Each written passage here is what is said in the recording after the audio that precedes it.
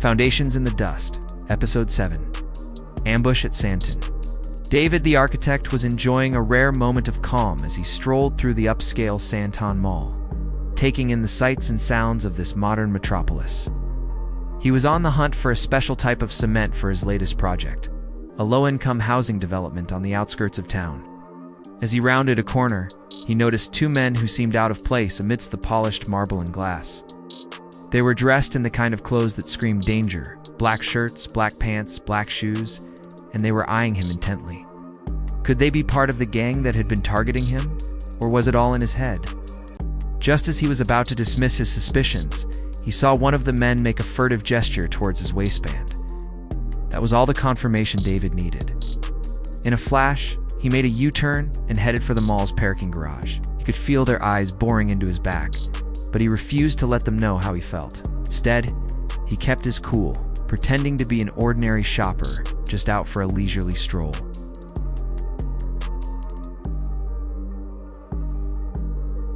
As he reached his car, he quickly got behind the wheel and slammed the door shut. The moment he turned the key in the ignition, the two men appeared at his window, their faces grim and their eyes cold. Before David could even start the engine, they began pounding on his window, their anger clear. In a heartbeat, the situation escalated from 0 to 100. David floored it. Sending the two men sprawling onto the concrete, he raced out of the mall, weaving in and out of traffic with reckless abandon. The two men were hot on his tail, their car swerving dangerously close to his. Just when he thought he had shaken them off, he felt a sharp pain in his chest. One of the men had managed to get a shot off, and it had found its mark. David gasped, clutching at his chest as his vision blurred. But adrenaline kicked in, and he pressed on, determined to get away.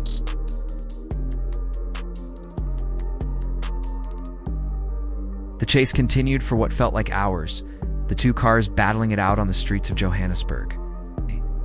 Suddenly, one of the men in the other car raised his hand, firing a warning shot into the air.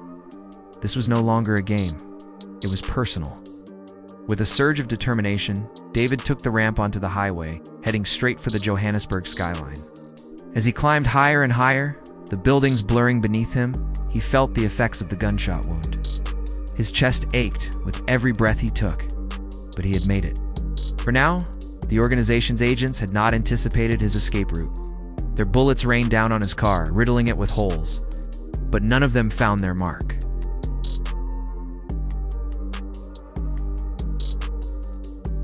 He parked on the roof of a skyscraper, his heart pounding in his chest. He had made it, or so he thought.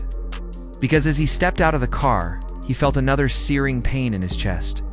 One of the bullets had found its mark. But this wasn't just any bullet. It was one of the organization's special weapons, designed to weaken him. And it was only the beginning. He slumped against the side of the building, his strength draining away. The cool night air did little to ease the burning sensation in his chest. As darkness descended, he knew he was in grave danger. This organization was relentless, and they wouldn't stop until they had him. But what did they want with him? How could he stop them?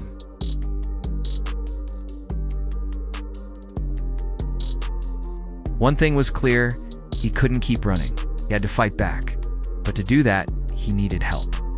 He needed to find someone who believed in him, someone who could help him take down the organization. But who could he turn to? And would it be too late when he found them? David's thoughts raced as he looked up at the star-studded sky. He was hurt, tired, and scared. But one thing he wasn't giving up. He would survive this, and he would bring down the organization that had tried to kill him. He didn't know where he would find the strength to do it. But one thing he knew: he was not alone.